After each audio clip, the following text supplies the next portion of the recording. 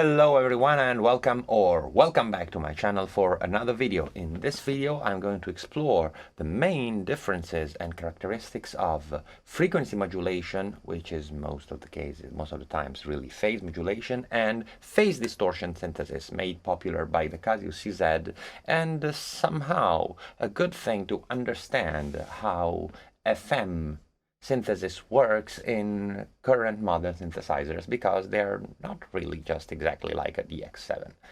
So, and since this, has actually quite a bunch of applications for making your sound design more conscious, I think it is definitely a good thing to talk about.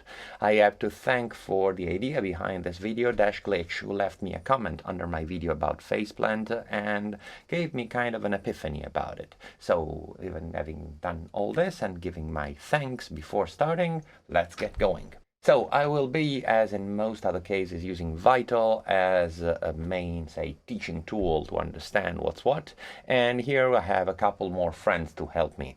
An oscilloscope and a spectrum analyzer, which will be quite vital, if you allow the pun, into understanding what is going on. See, in my view, up to recently and in general, and I think in the main idea behind FM, it was mostly about thinking in the frequency domain rather than in the amplitude domain or in the waveform domain, let's say.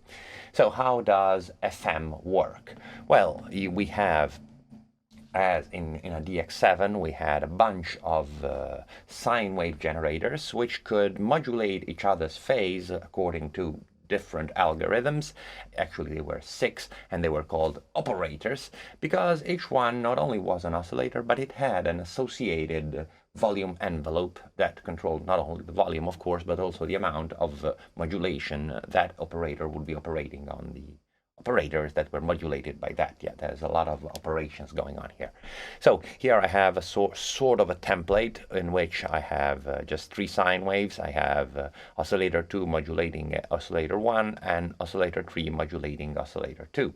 So if I get some envelopes to control these, say envelope 2 made like block to control this thing a little less, and say envelope 3, which I will make a bit shorter, to control this and a little less too, I get something kind of plucky, and I can increase the amount of pluckiness in the beginning here or reduce it, and I can do a lot more, because even if I were playing just a DX7, not only I can control the amount of modulation, but I can control the relative pitches, which is in FM jargon are usually called ratios. So they were called ratios because you could not really control the tuning of every single oscillator by semitone by semitone, but you had to go by multiples of the fundamental frequency. So say 1 octave above, like a ratio of 2, or 2 octaves above, which would be a ratio of not 3 but 4. Actually, is it 4? Yes, 4. And we get something which is different, and we get a different spectrum coming out of it.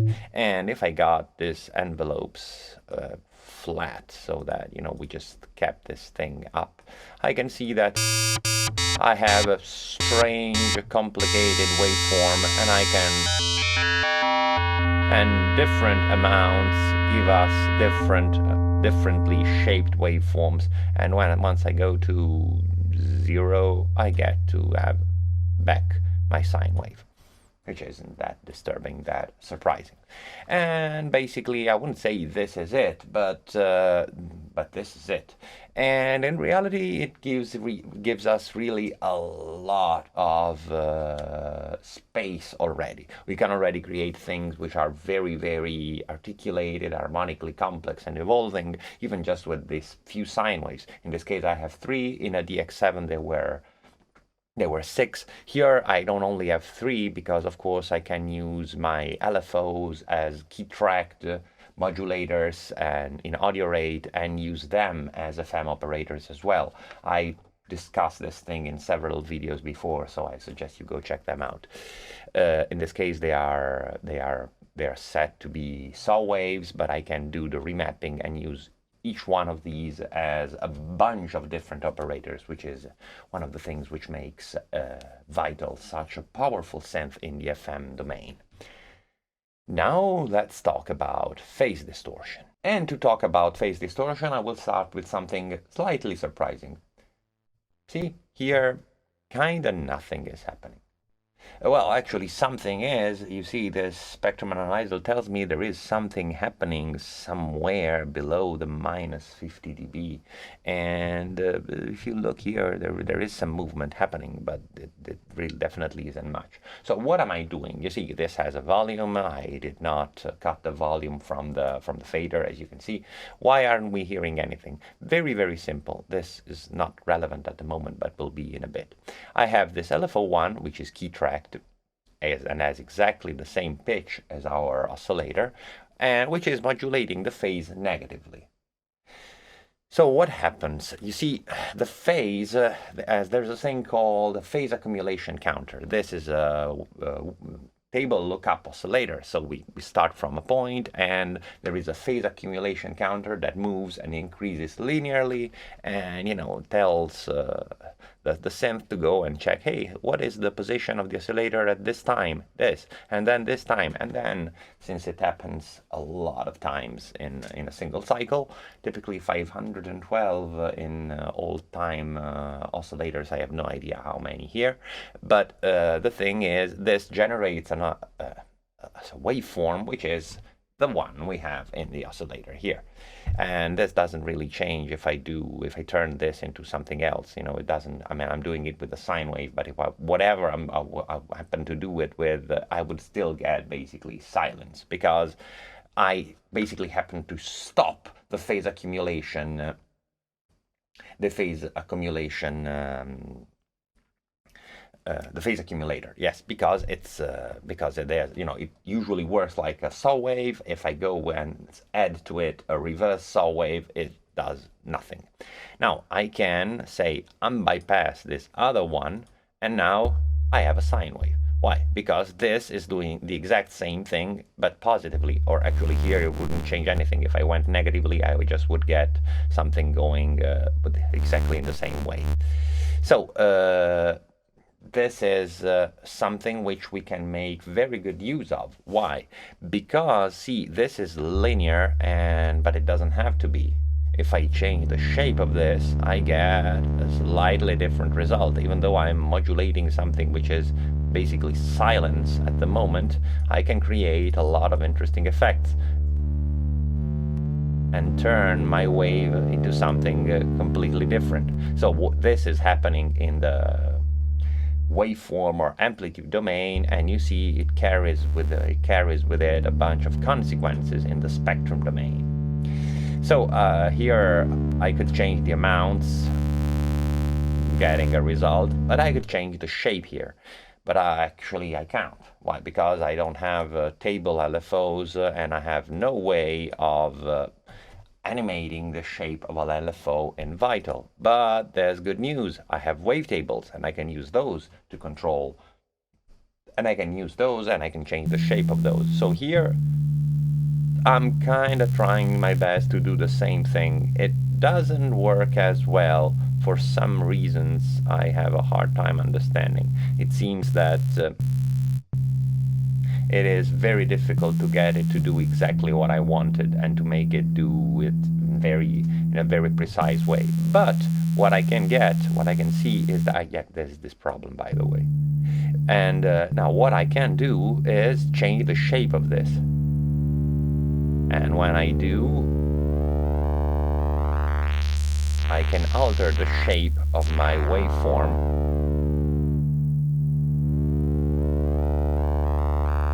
in quite interesting ways, you will agree, right? So this, of course, if I am keeping my basic sound silent, but I don't really have to. So if I bypass this too, now I have my sine wave being modulated in this way by this positively. And I can do this. I have to bypass this one too, because it now I have the FM I wanted. and I can use this to change the shape of my wave. Now, you see, this is basically how a PD synthesizer would work, you know, having a possibility to control the amount of this phase distortion, how it was called, and the shape of the wave of the incoming modulator, having, you know, having a chance to go and change the way our phase accumulation counter moved in time.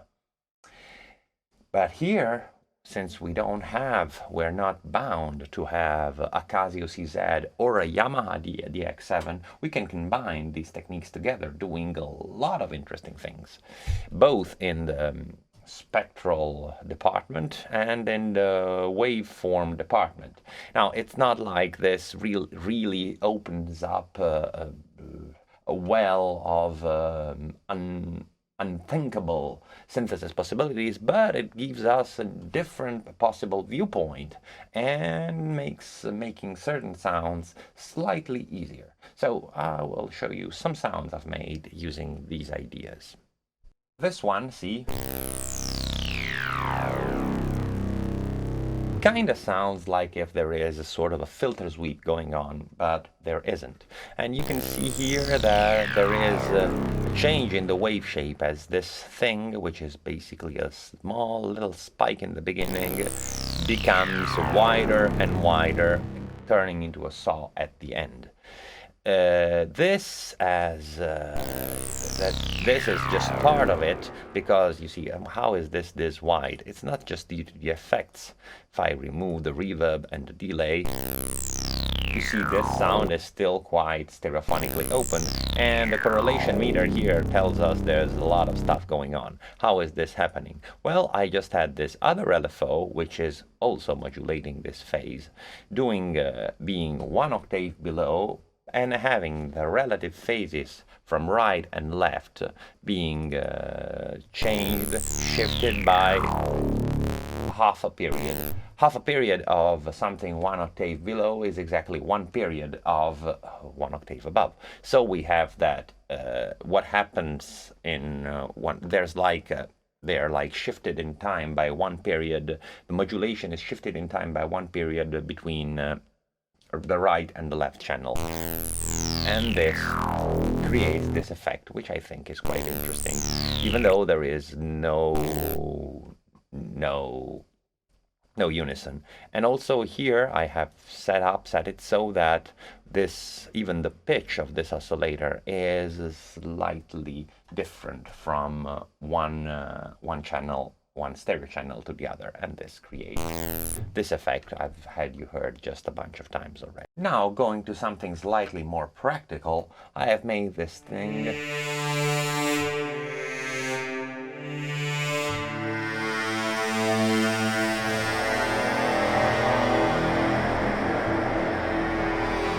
which doesn't even remotely try to sound like strings, but has somehow a strings-like character, totally unrealistic, as the name suggests, but it is based upon this logic and a few more things.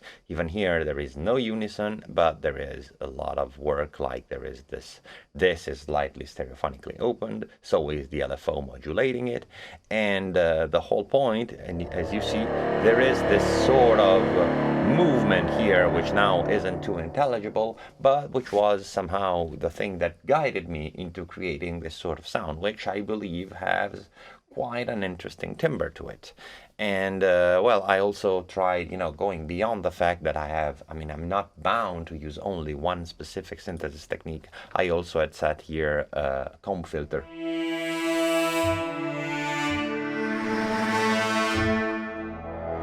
which gave it a slightly more, say, mechanical flavor. Now to go into something slightly more complicated, actually probably a bit too complicated enough that I will not be explaining it in detail. I've made this sort of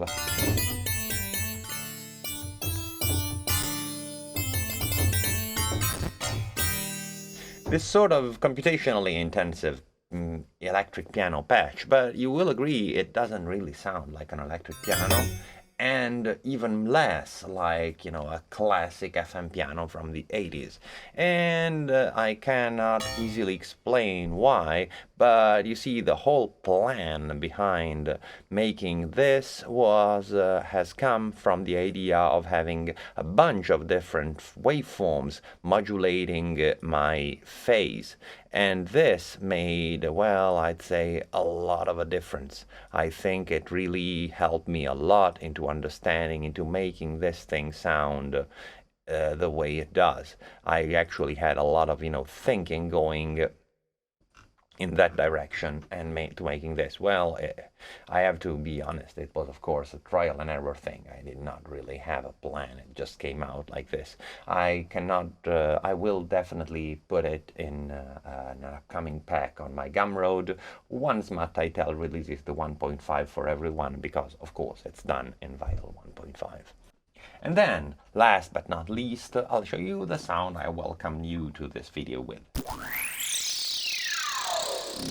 Here I'm using a bunch of different techniques. I'm, you know, sweeping both wavetables. I am keeping this FM mount static, and I'm not even changing the rest of FM mounts, but it does really create some effect and some changes, even though it is not too intelligible here in the oscilloscope. It definitely does quite a difference and makes this crazy sweeping thing well, working. I had originally done it without sweeping this one, just keeping it as a simple sine wave.